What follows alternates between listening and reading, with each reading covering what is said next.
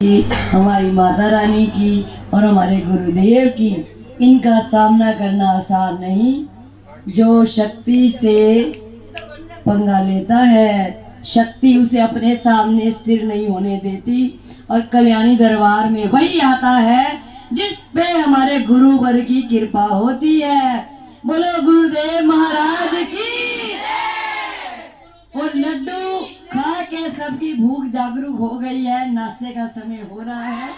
जेड़ा कल्याणी दरबार पीछे दौड़ाना है, जेड़ा कल्याणी दरबार पीछे, ओ जेड़ा कल्याणी दरबार पीछे दौड़ाना है, दरबार पीछे दौड़ाना